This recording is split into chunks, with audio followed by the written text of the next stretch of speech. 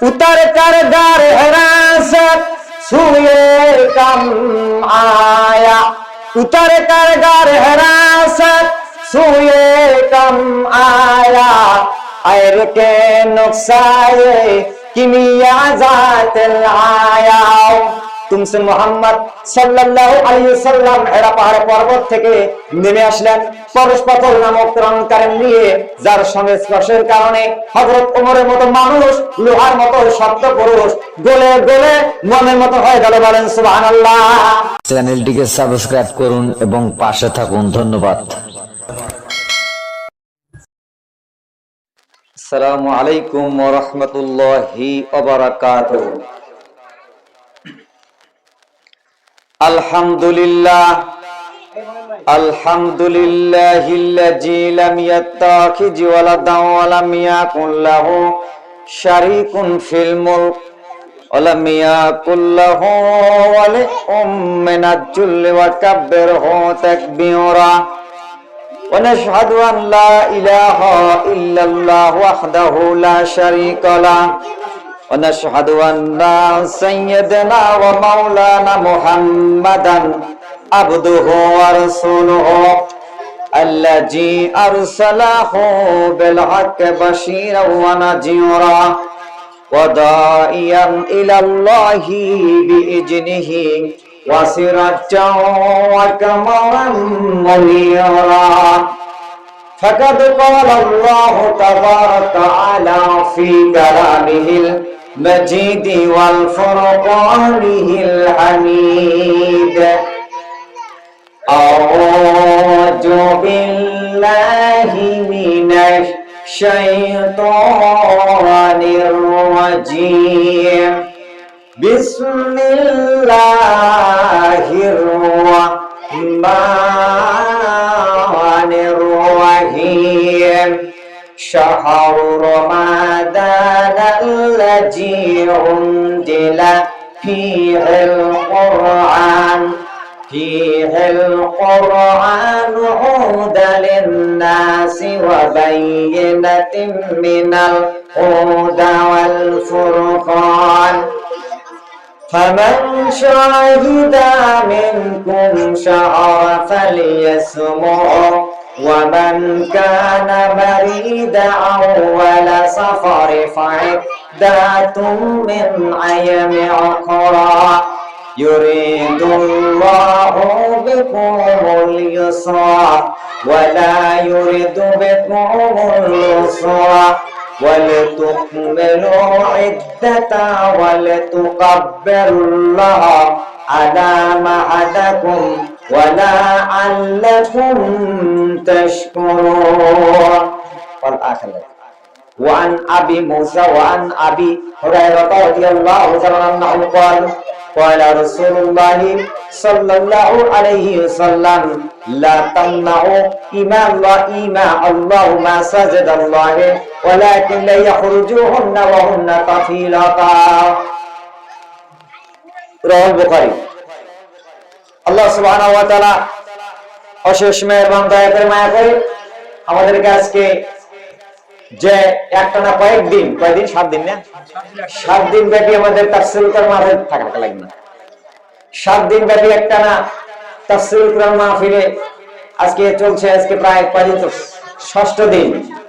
তো আমরা 2 দিন বাকি আছে। আজকে আসার জন্য সুযোগ করে দিলেন। আমি আল্লাহ পাকের একজন ছোট্ট নতুন গুনাহগার গোলাম। এই মাহফিলে ক্ষুদ্রতামূলক আল্লাহ পাক পছন্দ করেছেন এবং আমার ওস্তাদ মাওলানা মোহাম্মদ খালিদ ইসলাম স্যার উনি আমাকে আজকে কথা বলার সুযোগ করে দিয়েছে। এজন্য আমরা সকলে হৃদয়ে নিংড়ায় আবেগ রোজা করে দিয়ে সেই মুনিবের দরবারে আমরা সকল আদায় করে বলি আলহামদুলিল্লাহ। অতঃপর দরুদ সালাম বর্ষিত হোক সেই নবীর প্রতি, নবীকুলের শ্রেষ্ঠ নবী শাহদা নবী সেরাওয়ারে কায়নাত আকার নামদার তাজদারে মদিনার বিশ্ব মানবতার মান শিক্ষক বিশ্বনবী মুহাম্মদুর রাসূলুল্লাহ সকলে বলি সাল্লাল্লাহু আলাইহি ওয়াসাল্লামের উপর লাখো করে দরুদ বর্ষিত। সংক্ষেপে বলে আল্লাহুম্মা সাল্লি আলাইহি আল্লাহুম্মা বারিক আলাইহি। সম্মানিত উপস্থিতি, এই যে কোরআনে কারিমের আলোচনা চলতেছে মহাসাজি খালাফুরা, আপনারা আসতে পারে খুশি নেবে যা ইনশাআল্লাহ আপনারা আস্তে আস্তে একটু বলবেন খুশি। কারণ কোরআনে কারিমের মহব্বত, কোরআনে কারিমের বক্তব্য যেখানে হয় সেখানে একমাত্র আল্লাহ পাকের যে কালাম পাঠ করা হয় সেখানে একমাত্র গুরুত্ব সহকারে শোনা লাগে। পৃথিবীতে অসংখ্য কিতাব আছে, একটা কিতাবের মধ্যে নাই যে যখন ত্রিপিটক, রামায়ণ, মহাভারত, উপনিষদ, পাদ্রী কেরামান, আদিকা, মনুষ্যবিদ্যা, আবাস খণ্ড পড়া হবে তখন গুরুত্বপূর্ণ সহকারে শোনে, একটা তো বলা নাই। বলা হয়েছে একমাত্র কোরআনে কারিমকে, কারণ কোরআন হচ্ছে সেই মহান কিতাব, আজিম কিতাব। সেই কোরআনের তাফসীর, কোরআনের কারিমের বক্তব্য চলছে। মা আপনারা খুব গুরুত্বপূর্ণ সহকারে শুনবেন। আমার আগে দুই দিনের ভাই আলোচনা করতেন, কি গুরুত্বপূর্ণ বিষয় আলোচনা, এই কোরআনে কারিমের আলোচনা। কোরআনে কারিমের আমি গত 17 বলেছি যে এই কোরআনে কারিমের বক্তব্য পৃথিবীর এমন কোন মায়ের বেলা মুফতি মুহাদ্দিস এটা শেষ করতে পারবে না, কারণ যিনি এটা লেখক, যিনি গবেষক, যিনি গার্ডিয়ান, একমাত্র তিনি এটা শেষ করতে পারেন, ঠিক কিনা? এজন্য কোরআনে কারিমে যখন শুরু হবে কি করতে হবে? মনোযোগ সহকারে শুনতে হবে। কোরআনে কারিমে আল্লাহ রাব্বুল আলামিন বলেন, ওয়া ইজাকুরিয়াল কুরআনু ফাসতামিউ লাহু ওয়া আনসিতু লাআল্লাকুম তুরহামুন। আল্লাহ রাব্বুল আলামিন বলেছেন, যখন তোমাদের সামনে কোরআনে কারীম পাঠ করা হয় কিংবা কোরআনের তাফসীর করা হয় তখন তোমরা নিশ্চয় মনোযোগ সহকারে শোনো, যাতে করে আল্লাহ রাব্বুল আলামিনের রহমত তোমাদের উপর বর্ষণ হয়। বলেন সুবহানাল্লাহ। এই হচ্ছে কোরআনে কারীম, এটা আল্লাহ পাক নির্দেশ দিয়েছেন, কারণ কোরআন যখন পড়া হবে তখন আল্লাহ পাকের রহমত বর্ষণ হয়।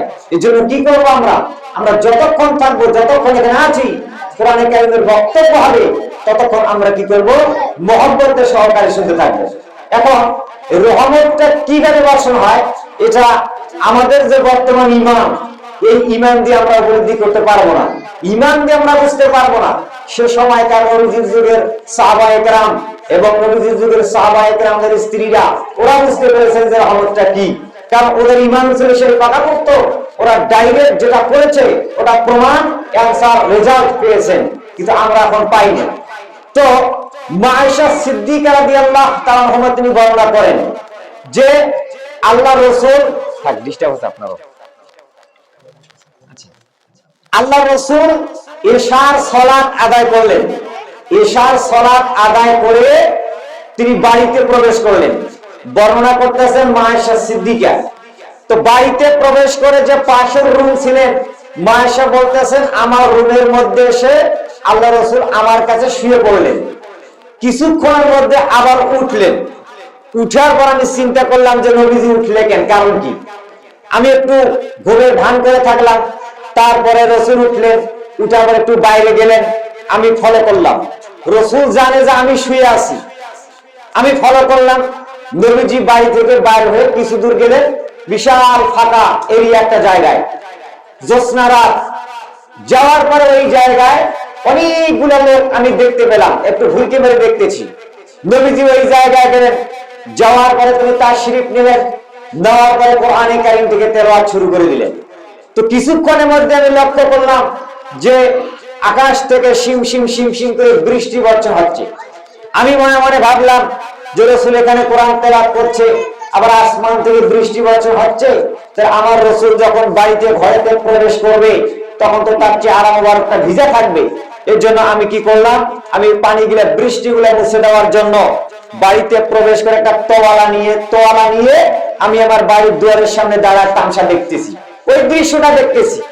এরপরে রাসূল যখন কোরআনে কারীম কিছুক্ষণ তেলাওয়াত করলেন, তারপর ওখান থেকে যখন গোবাক ফিরে আসতেছে, এসেই আমাকে দেখতে পেলেন আমি এই জায়গার মধ্যে দাঁড়িয়ে আছি। রাসূল বলতেছেন, আয়েশা কি ব্যাপার, তুমি ঘুমাও নাই? মা আয়েশা সিদ্দিকা বলছেন যে না, আমি ঘুমাইনি। তো বলতেছে, তুমি ঘুমাও না, তুমি কি করলে? মা আয়েশা সিদ্দিকা বলছেন যে হুজুর, আমি এখানে যেটা দেখলাম, যে দৃশ্য আমার চোখে ধরা পড়লো, এখন বাস্তব দেখলাম তো ওটা আমি কিছুই পাইলাম না। রাসূল বললেন কি? বলতেছে, হুজুর আপনি যখন কোরআনে কারীম তেলাওয়াত করেন তখন দেখতে পেলাম অসংখ্য আপনাদের এখানে সাহাবায়ে কেরাম লোক ছিল, আর আসমান থেকে শিম শিম শিম শিম বৃষ্টি বর্ষণ হচ্ছে। তো আমি এই বৃষ্টিগুলা আপনার চেহারা মোবারক থেকে মুছে দেওয়ার জন্য তোয়ালা নিয়ে দাঁড়াইছি, কিন্তু এখন তো দেখি আপনার এক গাছা পশমও ভিজে নেই, কারণ কি? রাসূল বলেন, আয়েশা রে, তুমি যে তোমার চোখ দিয়ে মানুষগুলোকে দেখতে পেয়েছো, এই মানুষগুলো সাধারণ কোনো মানুষ নয়, ওই লোকগুলো তোমার চোখে লোক দেখা গেছে, কিন্তু এগুলো কোনো দুনিয়ার কোনো মানুষ নয়, এগুলো ছিলেন আল্লাহ রাব্বুল আলামিনের রহমতের ফেরেশতা। বলেন সুবহানাল্লাহ, রহমতের ফেরেশতা। এরপরে নবীজি বলছেন, আয়েশা তুমি যে দৃষ্টি দেখতে পেয়েছো ওগুলো কোনো দৃষ্টি নয়। যখন কোরআন কারীমের আয়াত আমি তেলাওয়াত করার জন্য শুরু করে দিয়েছি, তখন ওই জায়গায় আল্লাহ রাব্বুল আলামিনের অসংখ্য রহমত বর্ষণ হয়েছিল। বলেন সুবহানাল্লাহ। সেই হচ্ছে মজলিস। দেখেন কোরআন কারীম যেখানে তেলাওয়াত করা হবে সে জায়গার মধ্যে আল্লাহ পাকের কি এখানে অসংখ্য অগণিত ফেরেশতা আসতেছে। এজন্য আমরা কি করব? খুব গুরুত্বপূর্ণ সহকারে শুনতে থাকবো। আমি আপনাদের সামনে কোরআন কারীমের মধ্যে আজকে তৃতীয় সাবজেক্ট যেটা আমি নিয়ে এসেছি, যে আজকে আল্লাহ পাক বলছেন শাহরুর রমাদান আল্লাযী উনজিলা ফিহিল কোরআন, যে আল্লাহ পাক বলতেছেন যে এই মাসে কোরআন কারীম নাযিল করা হয়েছে, এই মাসেই কোরআন কারীম নাযিল করা হয়েছে। কি জন্য? হুদাল লিন-নাস ওয়া বায়িনাতুন মিনাল হুদা ওয়াল ফুরকান, যে মানুষের ন্যায় নীতি ইনসাফ ভিত্তিক এবং যত প্রকার সমস্যা সমাধানের জন্য, হেদায়েতের জন্য এবং মানুষের বিচার ফয়সালা করার জন্য যত প্রকার সমস্যার সমাধান একমাত্র কি দিয়ে হবে? এই কোরআন দিয়ে হবে। এরপরে বলতেছেন ফামান শাহিদা মিনকুম শাহরা ফালিয়াসমহু, যদি তোমাদের মধ্যে কেউ জীবদ্দশায় এই মাহে রমজান মাসটা তোমরা পেয়ে থাকো তাহলে তোমরা কি করবা?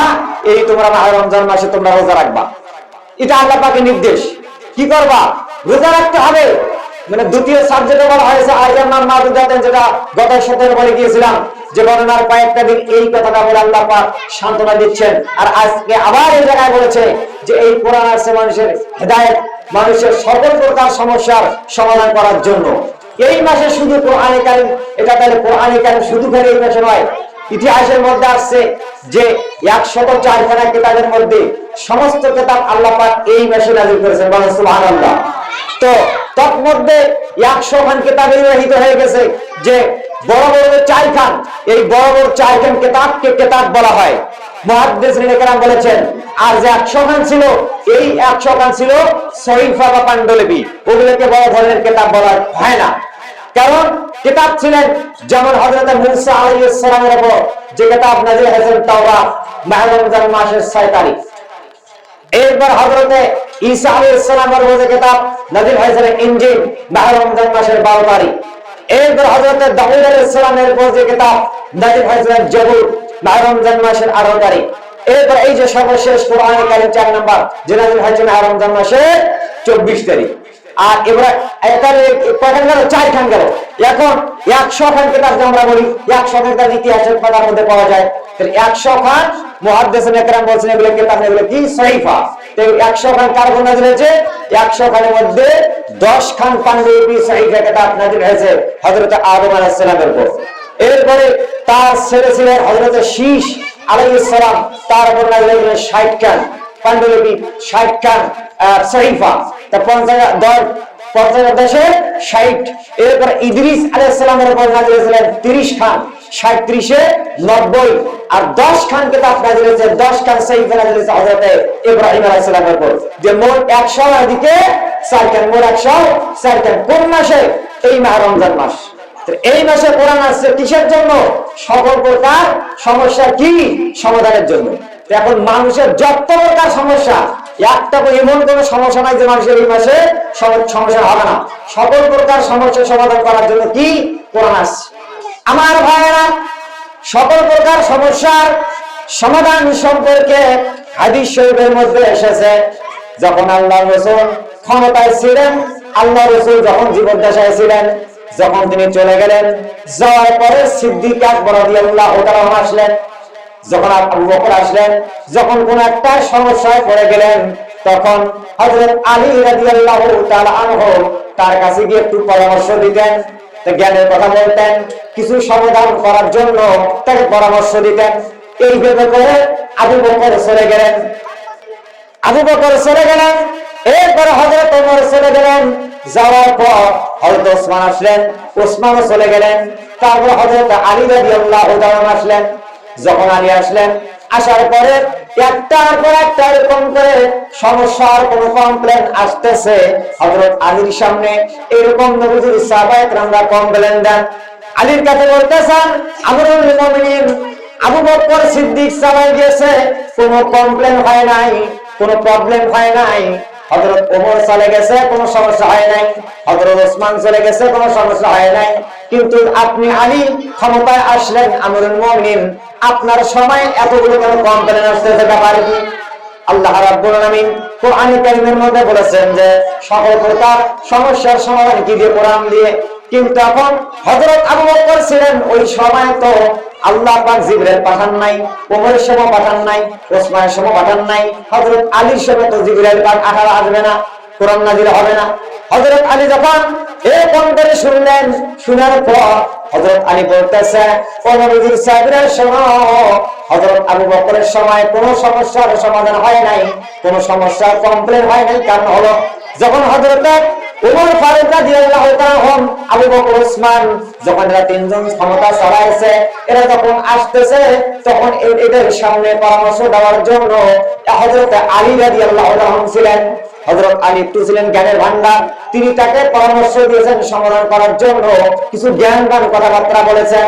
হযরত আলী বলেন, আরে নবীজির সাহাবীরা শোনো, ওমরের সামনে আলী ছিল, ওসমানের সামনে আলী ছিল, হযরত আবু বকরের সামনে আলী ছিল, কিন্তু আজকে হযরত আলী রাদিয়াল্লাহু তাআলা আনহু ক্ষমতা চালাচ্ছে, কিন্তু আলীর সামনে আর একটা আলী পরামর্শ দেওয়ার মতো আলী নাই। বলেন সুবহানাল্লাহ। আজকে আরেকটা আলী নাই, এই জন্য এই সমস্যার কমপ্লেন গুলো হয়। আপনারা কেন আমার সামনে এরকম কমপ্লেন তুলে ধরেন? কেন আমাদের সামনে এরকম তুলে ধরেন? তাহলে দেখেন, কোরআন আসছে সকল প্রকার সমস্যার সমাধান করার জন্য। যখন আবু বকর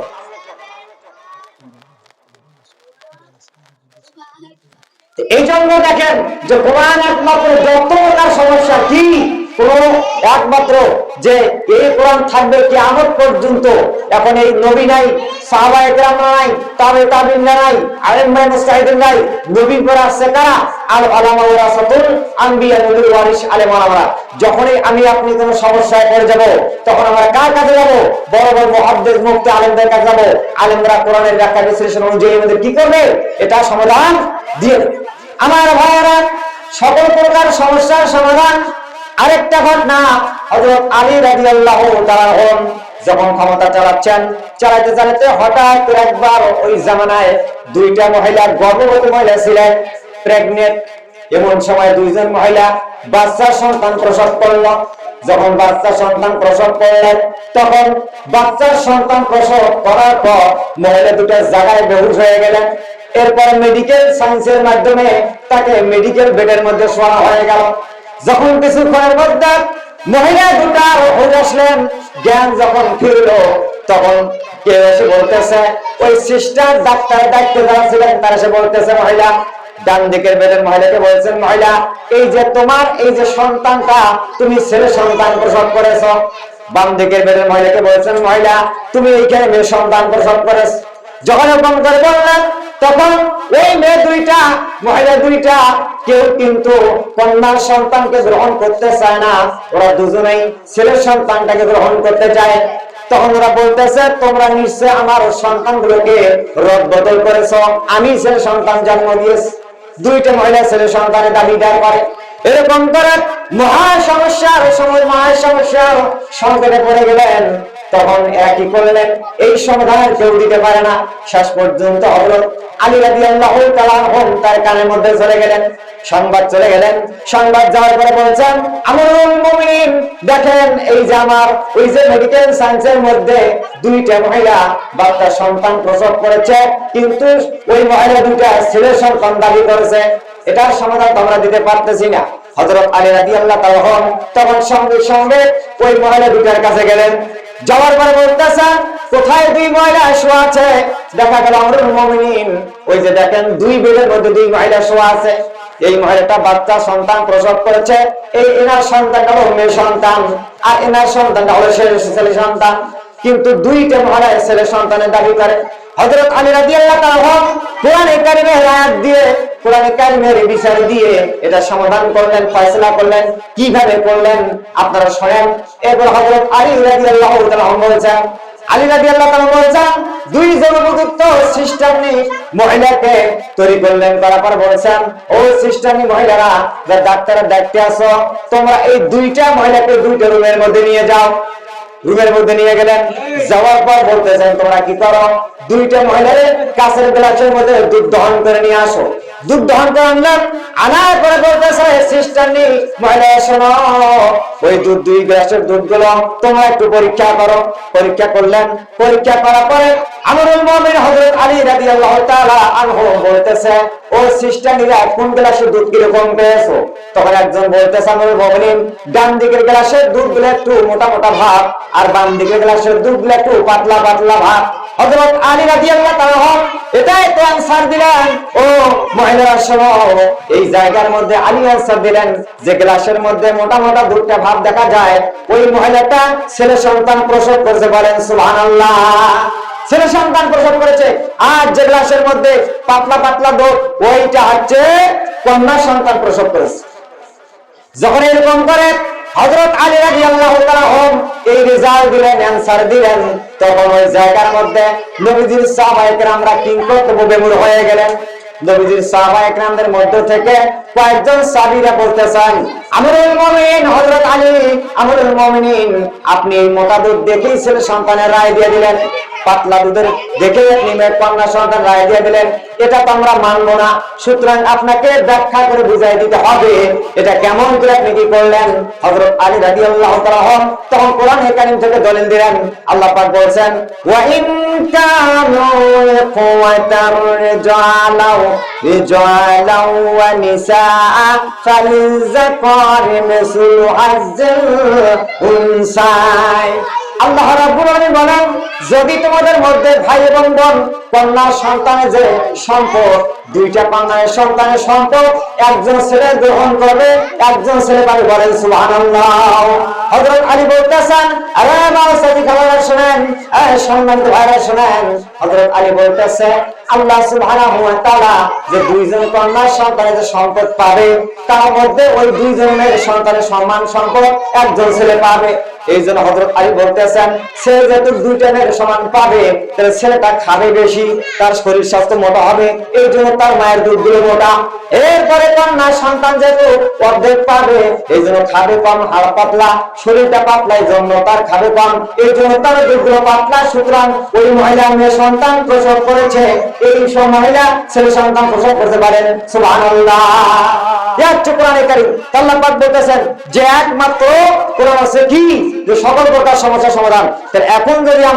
এখন যদি আমরা এই তাহলে কোরআনটাকে যদি আমরা এই কোরআনটাকে এখন প্রশ্ন করি যে তাহলে কোরআন যে সকল প্রকার সমস্যার সমাধান হচ্ছে, তাহলে কোরআন এই যে তুমি যে সৃষ্টি হয়েছো, তুমি যে নাজিল হয়েছো, এই নাজিল হওয়ার আগে এই পৃথিবীতে আসার আগে তুমি কোরআন কোন জায়গায় ছিল? যদি এখন আমরা কোরআনকে প্রশ্ন করি, কোরআন কিন্তু জবাব দেবে।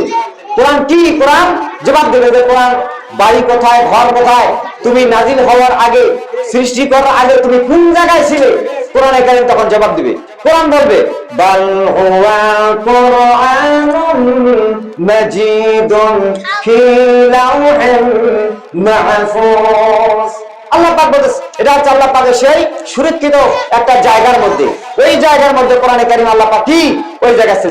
এরপরে যখন কোরআনকে যদি জিজ্ঞাসা করা যাচ্ছে কোরআন ঠিক আছে আপনি ওই জায়গায় ছিলেন, তো ওই জায়গায় ছিলেন একটা সুরক্ষিত জায়গা, এটা আল্লাহ পাকের কোন জায়গা?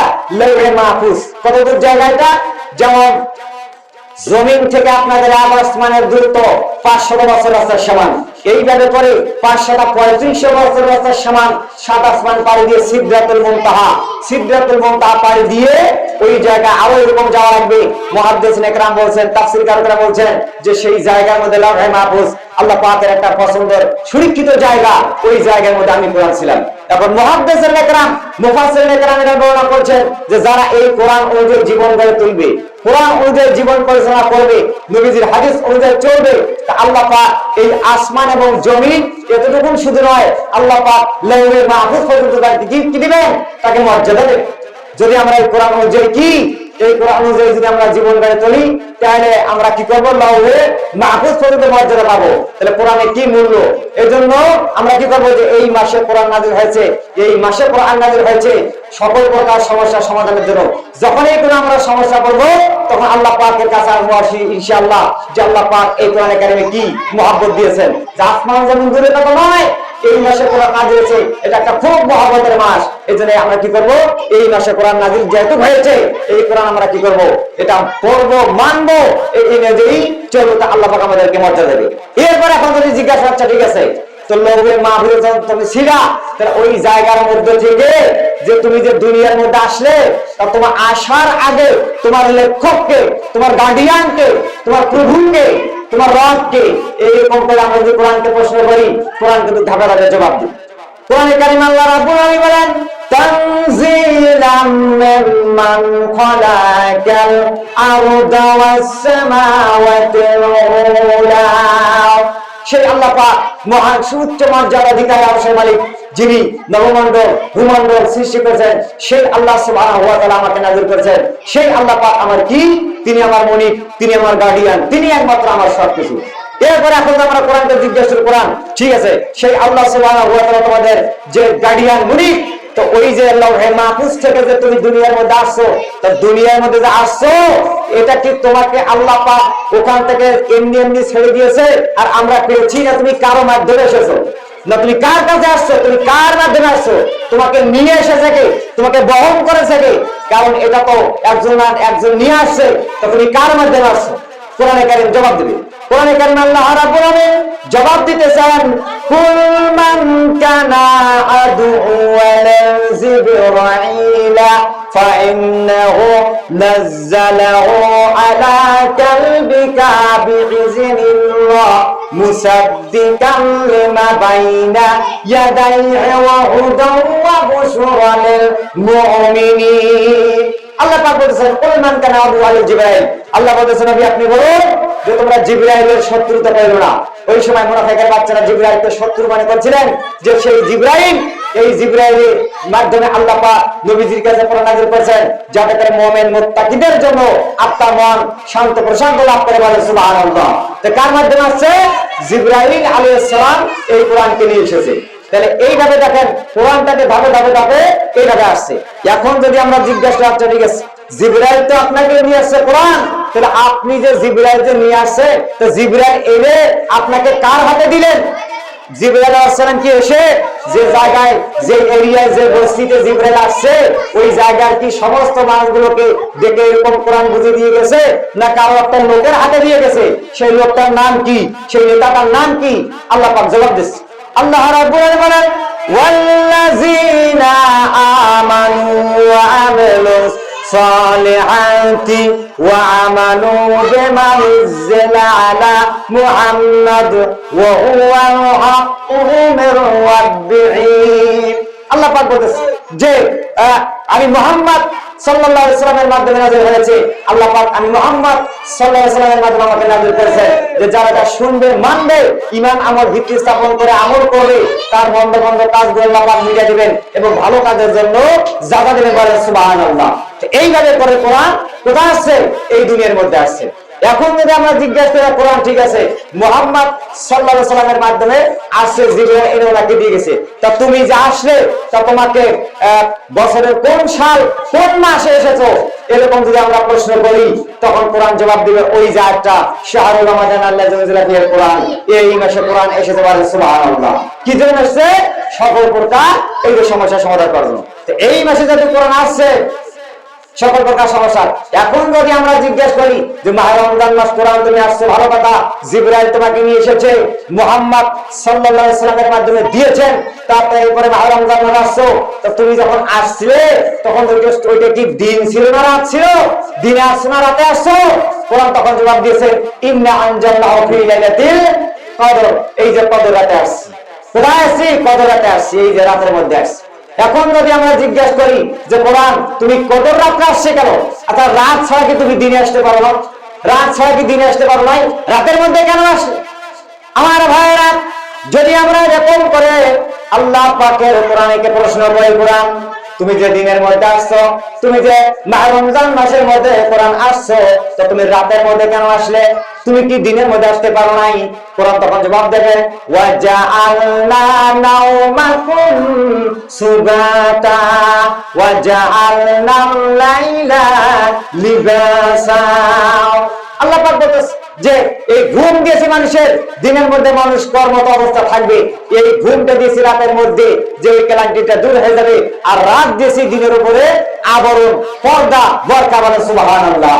এই যে বরকা এবং পর্দা আবরণ হিসেবে আমি কোরআন এই দুনিয়াতে এসেছি। সুবহানাল্লাহ, সুবহানাল্লাহ। দেখছেন তো কত মহব্বত, এইভাবে কোরআন ধাপে ধাপে আসতেছে। এখন যদি কোরআনকে জিজ্ঞেস করা, কোরআন আচ্ছা ঠিক আছে, তো তুমি আসলে কেন, কি জন্য এসেছো, তোমার প্রবলেম কি, তোমার মাহিত্যটা কি, তোমাকে মানলে পরে কি লাভ হবে, কি ফায়দা হবে, কি জন্য আসছে? আমার ভাইরা, যদি আমরা এখন এইভাবে করে কোরআনকে জিজ্ঞাসা করি, কোরআন তুমি কেন আসলে, তখন কোরআন কারীম জবাব দেবে, ইন্না আনজালনা ইলাইকাল কিতাবা বিল হাক্কি লিতাহকুমা বাইনান নাসি বিমা আরাকাল্লাহ। আল্লাহ রাব্বুল আলামিন বলেন, নবীজি নিশ্চয় এই কিতাব আমি আপনার কাছে সত্য সহকারে নাযিল করেছি যে আপনি মানুষের সকল প্রকার সমস্যার সমাধান সম্পাদন করবার জন্য, যাতে করে আপনি এই কোরআন দিয়েই মানুষের বিচার ফয়সালা করতে পারেন। বলেন সুবহানাল্লাহ। দেখছেন তাহলে কোরআন আছে কি সকল প্রকার সমস্যার সমাধান। ওই যে আল্লাহ পাক ওই জায়গায় বলছে যে এই কোরআন মানুষের এমন কোন সমস্যা নাই, এমন কোন জটিলের মধ্যে থাকবে না যে মানুষের এই সমস্যা নাই। আর মাছ আছে খাবেনা, যদি আপনার ভাত রান্না করা, তরকারি রান্না করা যে পাতিলের মধ্যে যদি কুকুর মুখ লাগায়, এইটাও সমাধান করা হাদিসে আছে, ঠিক কিনা? এই জন্য কি করতে হবে, কোরআন বুঝতে হবে, কোরআন পড়তে হবে। আর কোরআন আসছে কোথা থেকে? কোরআন আসছে লাউহে মাহফুজ থেকে। কারণ এই জন্য আমরা কি করতে হবে, আমরা এই জিনিসগুলো বুঝি না। এই কোরআন পড়তে হবে। মুসলমান বলেন দাবি করলে আপনাকে কোরআন পড়া শিখতেই হবে।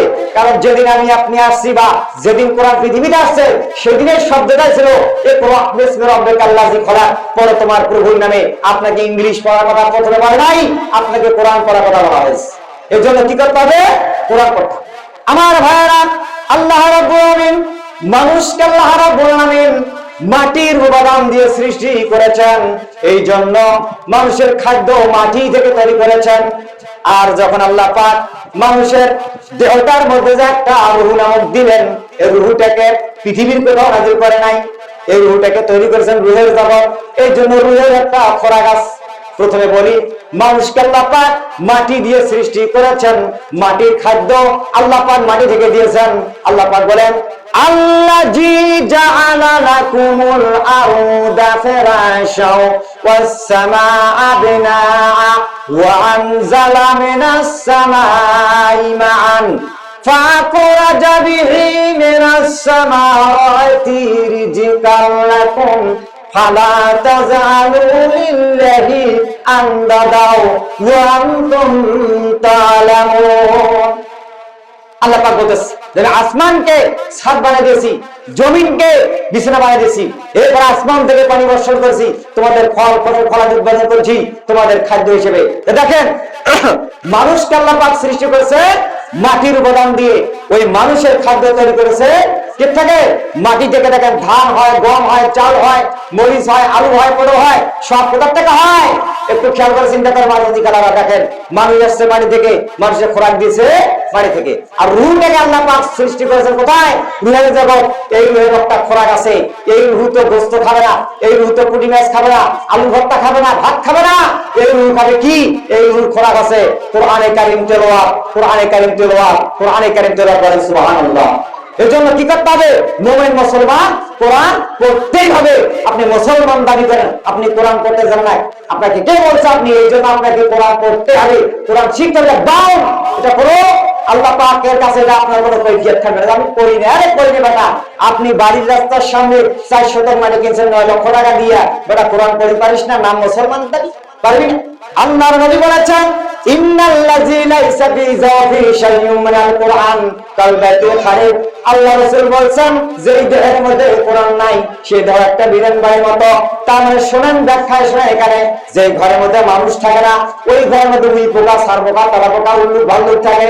ঠিক অনুরূপভাবে যেই দেহের মধ্যে আপনার যেই দেহের মধ্যে কোরআন নাই, কোরআন পড়বেন না, কোরআন শিখবেন না, ওই দেহের মধ্যে উই পোকা, সার পোকা নামক শয়তান বসবাস করে। ঠিক কিনা? এই জন্য আপনি মুসলমান, আপনাকে কোরআন পড়তেই হবে। আর আপনি যদি কোরআন পড়েন সর্বক্ষণ কোরআন পড়তে থাকবেন, কোরআন পড়তে হবে। আপনাকে প্রত্যেক দিন ফজর নামাজ পড়া পরে কোরআন পড়ার নির্দেশ কোরআনে আসছে। যদি আপনি এভাবে কোরআন পড়েন, যত বড় তার সমস্যার সমাধান আপনার একটাও থাকবে না। সব সমস্যার সমাধান আল্লাহ পাক কি করবে? মিটাই দেবে। আমার ভাইয়েরা, আল্লাহর নবী আরেক জায়গায় বলতেছেন, ইয়াকুলুর রাব তাবারাকা ওয়া তাআলা মান শাগালাহুল কুরআন আন যিকরি মাসআলাতি আতাইতুহু আফজালা মাউতিয়া সাইরিন। আল্লাহর নবী বলেছেন, যে ব্যক্তি আল্লাহর কাছে হাত তুলে চায়, মুনাজাতের মাধ্যমে চায়, আর যে ব্যক্তি কোরআন কারীম পড়া ব্যস্ত থাকে, হাত তুলে যে ব্যক্তি আল্লাহর কাছে হাত তুলে চায়, হাত তুলে চাওয়াকারীর চাইতে আল্লাহ রাব্বুল আলামিন যে ব্যক্তি কোরআন কারীম পড়া ব্যস্ত থাকে, স্টাডিতে ব্যস্ত থাকে, ওই ব্যক্তিকে আল্লাহ পাক নাই চাইতে বেশি করে দিয়ে দেন। বলেন সুবহানাল্লাহ। সুবহানাল্লাহ। কি মহব্বত আল্লাহর রাসূলের কথা। এজন্য আপনাকে কি করতে হবে? কোরআন পড়তে হবে, কোরআন বুঝতে হবে, কোরআন অনুযায়ী জীবন করতে হবে। আমার বন্ধুগণ, এজন্য আসুন কোরআন পড়ুন, কোরআন বলুন। কোরআন পড়া মানে আল্লাহর সঙ্গে কথা বলা। সুবহানাল্লাহ। কোরআন পড়া মানে আল্লাহর সঙ্গে কথা বলা, আর হাদিস পড়া মানে নবীর সঙ্গে কথা বলা। এটা থেকে বললাম যে কোরআন আছে কি? সকল প্রকার সমস্যার সমাধান করার জন্য। সূরা নিসা 105। আমার ভাইরা, যখন আল্লাহ রাব্বুল আলামিন সূরা নিসা নাযিল করলেন যে ইন্না আনজালনাল কিতাবা বিল হক, মানুষের সকল প্রকার সমস্যার সমাধান সম্পাদন করবার জন্য নাযিল করেছি কোরআন। আয়াত যখন নাযিল হয়ে গেলেন, তখন আল্লাহ রাসূল কি করলেন? নতুন একটা নিয়ম সিস্টেম চালু করলেন। মসজিদে নববীর মধ্যে আল্লাহ রাসূল ইশার সালাত আদায় করলেন। আদায় করার পর আসহাবে সুফফার মধ্যে অনেকগুলো সাহাবায়ে কেরামরা ছিল, গরিব গরিব মানুষরা ছিলেন। তখন আল্লাহ রাসূল মসজিদের মেহরাবের সামনে গেলেন, যাওয়ার পরে দাঁড়ায় গেলেন। দাঁড়ায় বলতেছেন, আরে সাহাবায়ে সুফফা, নতুন মুসলমানরা, তোমাদের রাতের মধ্যে কি সকলেরই খাওয়া হয়েছে? না কেউ না খেয়ে আসো, কেউ কেউ হারে আসো? তখন আল্লাহ রাসূল কথা বলার পর তখন সঙ্গে সঙ্গে তিনজন সাহাবায়ে কেরাম হাত তুললেন। হাত তুলে বলতেছে, ইয়া রাসূলুল্লাহ, ইয়া হাবিবাল্লাহ, আজকে আমাদের এই তিনজনে খাওয়া হয় নাই। তখন আল্লাহ রাসূল বলেন, ও সাহাবীরা, তোমরা কে কারা কোথা আসো? বরকত নেবে। এই যে তিনজন মেহমান পাওয়া গেছে, তোমরা তিনজন মেহমানকে নিয়ে খাওয়াও, রাতের মধ্যে খাওয়াও। এখান থেকে আমার ভাইরা দেখেন, এই হাদিস থেকে শিক্ষা গ্রহণ করেন। আল্লাহ রাসূল কত বছর আগে বলেছেন এই কথাটা, রাতের মধ্যে খাওয়াইতে হবে, মানুষজন না খেয়ে রাত না যাপন করে। এখান থেকে শিক্ষা নেন। মেডিকেল বড় বড় সায়েন্সের ডাক্তাররা বলেছেন, যদি রোগী খাইতো না চায়, অন্তত সামান্যটুকু হলেও রাতে অন্তত এক গ্লাস পানি অথবা বিস্কিটটাকে খাওয়াইতে হবে। কারণ রাতের মধ্যে খাওয়াইলে পরের দিন তার সকালবেলা পর্যন্ত শরীরটা তার সুস্থ থাকতে পারে। সুবহানাল্লাহ। এজন্য খাইতে হবে। আমার বন্ধুগণ, যখন এরকম করে আল্লাহ নবী ডিক্লার দিলেন, দেওয়ার পর তিনজন সাহাবীকে আল্লাহ রাসূল অর্ডার দিলেন। তখন তিনজন সাহাবীকে নিয়ে গেলেন, রাতের মধ্যে খাওয়ালেন। খাওয়ার পরে পরের দিন একই সিস্টেম। দ্বিতীয় দিন আল্লাহ রাসূল বলেছেন, ও সাহাবীরা, আজকে কি তোমার মধ্যে কি কেউ না খায় আছে নাকি, অনাহারে আছো নাকি? ওই দিন তখন দুইজন সাহাবী হাত তুললেন। দুইজন হাত তুলে বলতেছে, ইয়া রাসূলুল্লাহ, ইয়া হাবিবাল্লাহ, আজকে আমাদের দুইজনের খাওয়া হয় নাই। আল্লাহ রাসূল একই সিস্টেম অর্ডার দিলেন। তখন ওই দুইজনকে নিয়ে গেলেন, খাওয়া দিলেন। পরের দিন তিন দিনের দিনে দিলেন। তিন দিনের দিনে বলছেন, ও সাহাবীরা, তোমার কি খাওয়া হয়েছে নাকি? তৃতীয় দিনে একজন সাহাবী হাত তুললেন। হাত তুলে বলতেছে, ইয়া রাসূলুল্লাহ, আজকে আমার খাওয়া হয় নাই। এরপর আল্লাহর নবী চতুর্থ দিনে ফজরের নামাজ আদায় করবার জন্য যখন মসজিদে গেলেন, মসজিদে সালাত আদায় করলেন। করার পরে মেহরাবের সামনে গেলেন, দাঁড়ায় গেলেন। দাঁড়ার পর বলতেছে, ও সাহাবারা, শোনো, আজকে গত কয়েকদিন ধরে এক নাগারি তিনজনের যে খাওয়া হয় নাই, তো 3 দিনের দিন এক নাগারি যে যুবকটার খাওয়া হয় নাই, ওই যুবকটার নাম কি, বাড়ি কোথায়? ওই যুবকটা একটু আমার কাছে এসে পরিচয় দাও। বলে সুবহানাল্লাহ। আল্লাহ রাসূল বলতেছেন মেহরাবের সামনে ডাকলে তখন ওই যুবক উঠতে চায় আবার উঠতে চায় না, তো ওই যুবক এক পা দুই পা করে নবীর সামনে চলে আসলেন, এসে বলতেছে ইয়া রাসূলুল্লাহ ইয়া হাবিবাল্লাহ, আমার নাম হচ্ছে জুবাইর রাদিয়াল্লাহু তাআলা আনহু। বলতেছে আমার নাম কি? বলতে আমার নাম জুবাইর। যে কি ব্যাপার, যে আজকে এক নাগারে 3 দিন ধরে তোমার কি খাওয়া হয় না? না হয় না। আচ্ছা তোমার বাড়ি কোথায়? বলতেছে হুজুর আমার বাড়ি হলো ইয়ামেন, জন্মস্থান, কিন্তু আমার বাড়ি নাই, ঘর নাই, এর জন্য আমি কি করি বিভিন্ন জায়গায় থাকি, আর এই যে কি বলে আপনার বিভিন্ন জায়গায় ঘুরাফেরা করি, খাওয়া দাওয়া করি, আর এই সাহায্য সোফার মধ্যে আমি থাকি, রাত যাপন করি। তখন আল্লাহ রাসূল বলছেন যে জুবাইর শোনো, তুমি যে এইভাবে করে চলো, এইভাবে করে চললে তোমার তো হবে না, তা না করে আমি একটা তোমাকে পরামর্শ দেব। কি পরামর্শ দেব? যে পরামর্শ হচ্ছে যে তুমি এই মদিনার সুন্দর তরুণী যুবতী একটা কন্যা সন্তানকে দেখে বিয়ে করো। সুবহানাল্লাহ। দেখেন কোরআন কি সমাধান দিচ্ছে। কোরআন এমন কোন সমস্যা নাই যে এটা নাই। এরপর আল্লাহ রাসূল বলছেন তুমি কি করো? বিয়ে করো। যখন বিয়ের কথা বললে তখন কিন্তু জুবাইর রাদিয়াল্লাহু তাআলা আনহুর চোখ দিয়ে পানি বের হচ্ছে, চোখ দিয়ে পানি পড়তেছে। রাসূল বলতেছে যে ব্যাপার কি রে? আরে আমি জুবাইরকে বিয়ের কথা বললাম। আরে বিয়ের কথা বললে তো যুবকেরা খুশি হয়। আরে বিয়ের কথা শুনে সে কাঁদছে কেন? কারণ কি? জুবাইর কি ব্যাপার, তুমি কাঁদছে কেন? জুবাইর কোনো কথাবার্তা বলে, জুবাইর কোনো কথাবার্তা বলে না। যে জুবাইর আরে বিয়ের কথা বললে মানুষ খুশি হয়, তুমি বিয়ে করবে, তোমার বউ হবে, স্ত্রী হবে, এবং এই মদিনার মধ্যে তোমার শ্বশুর বাড়ি হবে, শাশুড় বাড়ি হবে, তোমার খাওয়ার কোনো ভাব থাকবে না, তা তুমি কথা বলতেছো না? জুবাইর রাদিয়াল্লাহু তাআলা আনহু নবীজির কথা শুনে উৎক্ষিপ্ত কণ্ঠে বলেন ইয়া রাসূলুল্লাহ ইয়া হাবিবাল্লাহ, আমাকে কে মেয়ে দেবে? এই তো মদিনা শহরে আমাকে এমন কোন ব্যক্তি মেয়ে দেবে? আমার তো বাড়ি ঘর নাই, জায়গা জমিন নাই, আমার তো খেজুরের বাগান নাই, আমাকে কে এমন ব্যক্তি মেয়ে দেবে?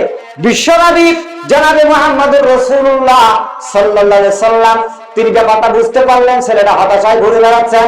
আল্লাহ রাসূল বলছেন জুবাইর তোমার বিয়ের ঘটকালীন আমি নবীজি করব, বলেন সুবহানাল্লাহ। আল্লাহ রাসূল যদি ঘটক হয় তাহলে জুবাইরের কি বিয়ে হবে না? অবশ্যই বিয়ে হবে। ইতিহাসের মধ্যে আছে, আসমাইলের গানের মধ্যে আছে, ওই জুবাইরের নাকটা ছিলেন চাপটা, কালো কালো কুচ্ছি, মাথার চুলগুলো একটু খুশকো, এজন্য সে বলতেছে যে হুজুর আমাকে মেয়ে দিবে কে? আরে বিয়ে তো দূরের কথা, আমাদের চেহারা আমার কি বিয়ে হয়? দিবে? আমার ভাইয়েরা, আল্লাহ রাব্বুল আলামিন কোরআনে কারীমের মধ্যে বলেছেন সকল প্রকার সমস্যার সমাধানের জন্য আমি এই মাহে রমজান মাস কোরআন নাযিল করেছি।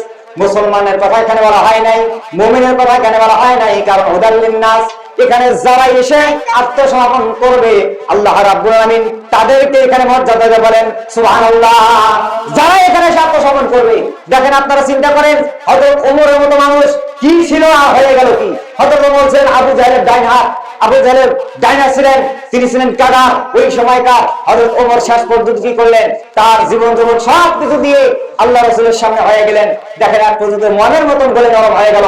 কোথায় ওমর ছিলেন আর কোথায় পরে নবীজির সামনে এই কোরআন পরস্পর নামক টাচ লেগেই তা কি হয়ে গেল?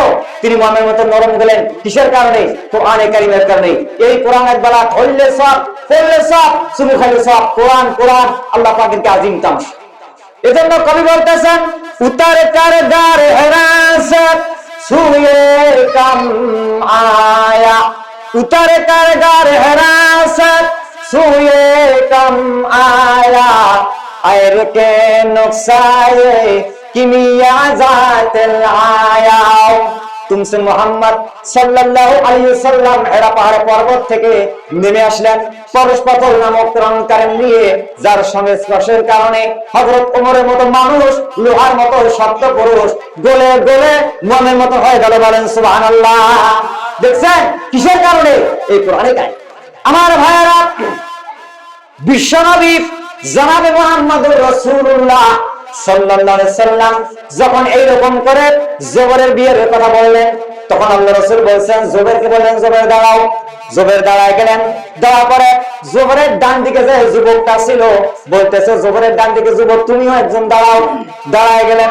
বাম দিকে তাকে বললেন তুমি দাঁড়াও। দাঁড়ায় গেলেন। দাঁড়া পর বলতেছেন আল্লাহ রাসূল বলেন শোনো, তোমরা দুইজন হলে জুবাইরের বরযাত্র আর জুবাইর হলো পাত্র, সুতরাং যাও এখান থেকে মদিনা শহরের মধ্যে সাদ সালবি নামে একজন সাহাবী আছে, তার একটা কন্যা সন্তান, বয়স 18 বছর, তার নাম জুলফা। আমি হটকালি করলাম, তোমরা যাও ওই জায়গা গিয়ে তাকে বিয়ের প্রস্তাব দিয়ে দাও। এবার দুইজন যুবক দাঁড়ায় গেলেন। দাঁড়ার পরে আল্লাহ রাসূল যে একটা নির্দেশন দিলেন, এখান থেকে প্রায় 3 মাইল দূরত্ব হবে। এরপরে তখন দুইজন কি করলেন, জুবাইরকে তারা সঙ্গে নিয়ে গেলেন। যাওয়ার পর যখন আশেপাশে চলে গেলেন, যাওয়ার পরে লোকদেরকে জিজ্ঞেস করলেন এখানে সাত সালবি বাড়ি কোনটা। তখন লোকেরা দেখায় দিল ওই যে বিশাল আকার বাড়িতে পাথরের বাড়ি দেখা যায়, ওই বাড়িটা হলো সাত সালবির বাড়ি। যখন বাড়ির সামনে গেলেন, যাওয়ার পরে ওরা দেখতেছে সর্বনাশ, আল্লাহ নবীটা কোন বাড়িতে আমাকে পাঠাই দিয়েছে, আর আমরা যে পাত্র নিয়ে এসেছি এই বাড়িতে বিয়ের দূরের কথা, এই বাড়িতে তো দাঁড়ানোর যোগ্যতা আমরা নয়। এটা তারা এরকম পরিকল্পনা করছে, কিন্তু তারা পরিকল্পনা করলে হবে কি মা? দেখেন এখানে তারা পরিকল্পনা করলে হবে না, কারণ এটা একমাত্র সমাধান কার? আল্লাহ পাক কোরআন বলছেন মানুষের সকল প্রকার সমস্যার সমাধান হবে। তারপর ঘটক পাঠাইছেন, এই রেজাল্ট পাঠাইছেন, বিয়ের প্রস্তাব পাঠাইছেন কে? স্বয়ং রাসূল পাঠাই দিয়েছে। এরপরে যখন তারা গেটের সামনে গেলেন, যাওয়ার পরে কোন করে কিলিং বেল বাজালেন, তখন বাইরে থেকে তখন তার গেটটা খুলে দিলেন, দুয়ার খুলে দিলেন। দেওয়ার পরে দেখতেছে 3 জন লোক দেখা যায়। বলতেছে আপনার নাম কি? সাত সালবি। বলছে আমার নাম সাত সালবি। কি ব্যাপার, তোমরা কারা? তখন বলতেছে ও সাত সালবি, শোনো আমরা মদিনা থেকে আসতেছি, বিশ্ব নবী দরবার থেকে আসতেছি। যখন নবীজির কথা বললেন সাত সালবি, তখন বলতেছে ঠিক আছে, তোমরা তো নবীজির দরবার থেকে আসছো, তোমরা কি দান নেবে, সদকা নেবে, যাকাত নেবে, না কি তোমরা কি উদ্দেশ্য আছে বলো? তখন বলো, তোমরা বলো। এরকম করে যখন বলার জন্য বলেছে, তখন কেউ ওরা কোনো কথা বলে না। যখন কথা বলে না, সাত সালবি বলতেছে আরে নবীজির দরবারে সাহাবারা, তোমরা কি জন্য এসেছো, তোমরা কথা বলছো না কেন, কারণ কি? ওরা যে উদ্দেশ্যে গেছে আসলে এটা কিন্তু বলা, তার মুখ দিয়ে তার কথাটা বার হচ্ছে না। ওদিকে ব্যালকনির উপরে তার মেয়ে জুলফা দ্বারা সব কথাবার্তা বলে শুনছে। যখন এরকম করে তখন বলছে, বলার পর শেষ পর্যন্ত একজন যুবক বলতেছে ও সাত সালবি, শোনো আমরা এখানে দানের জন্য আসি নাই, আমরা শ্রদ্ধার জন্য আসি নাই, আমরা এসেছি আপনার মেয়ের একটা জামাই নিয়ে। সুবহানাল্লাহ, আপনার মেয়ের বিয়ে হবে, এই মেয়ের বিয়ের জন্য একটা পাত্র পাঠিয়ে দিয়েছে স্বয়ং আল্লাহ রাসূল। যখন এরকম করে বললেন, তখন সাত সালবি রাদিয়াল্লাহু তাআলা আনহুম এবার কি করতেছেন, এবার ডান দিকে তাকায়, আবার বাম দিকে তাকায়। ডান দিকে যুবকটা কেমন, বাম দিকে যুবকটা কেমন, আসলে কিন্তু মাঝেরটা হলো পাত্র, মাঝেরটার দিকে তাকায় না। তখন একটা যুবক বলতেছে ও সাত সালবি শোনো, ও সাত সালবি শোনো, আসলে আপনি যে আমাদের দিকে তাকাচ্ছেন, আসলে আমরা কেউ তো এখানে পাত্র নই, এখানে পাত্র হলো ওই যে মাঝের যুবক জুবাইর। যখন এই জুবাইরের কথা বললে, তখন আল্লাহ রাসূলের কথা প্রস্তাবটাকে সে কি করলেন, নাকচ করে সে গেট হারাম করে লাগাই দিলেন। দেওয়ার পরে বলতেছে হ্যাঁ এটা কেমন কথা, আরে তুমি আমার বাড়ির মেয়ের জামাই হবে, আমার জামাই হবে, আমার মেয়েকে বিয়ে করবে, আরে তুমি তো আমার বাড়ির দারোয়ানের যোগ্যতা হতে পারবে না, কেমন করে, অসম্ভব। এইরকম কথাবার্তা বলে সে সাত সালবি একটু রেগে গেলেন, রাগে জরাজীর্ণিত হয়ে গেলেন যে কেমন কথা। অথচ স্বয়ং ঘটকটা কে বানাইছে? আল্লাহ রাসূল পাঠাই দিয়েছে। অথচ আল্লাহ পাক বলছে যে ইন্না আনজালনা আলাইকাল কিতাবা বিল হক ওয়া তাহকুমা, যে আমি কোরআন সকল প্রকার সমস্যার সমাধান করে দিয়েছি। কিন্তু দেখেন শেষ পর্যন্ত রাসূলের প্রস্তাবটাকে সে কি করলেন, নাকচ করার জন্য এরকম চেষ্টা চালাচ্ছে। আমার ভাইরা, যখন এরকম করে সাত সালবি রাদিয়াল্লাহু তাআলা আনহুম যখন রেগে গেলেন, তখন তার কন্যা জুলফা সব ঘটনা শুনতে পেলেন। শোনার পরে বলতেছেন আব্বা জান, আপনি কার সঙ্গে গরম দেখাচ্ছেন, কি হয়েছে, মেজাজ দেখাচ্ছেন কেন, কারণ কি হয়েছে? তখন সাত সালবি বলতেছে ও মেয়ে শোনো, এরা বিশ্বনবীর দরবার থেকে এরা তিনজন যুবক আসতেছে। কি জন্য আসতেছে?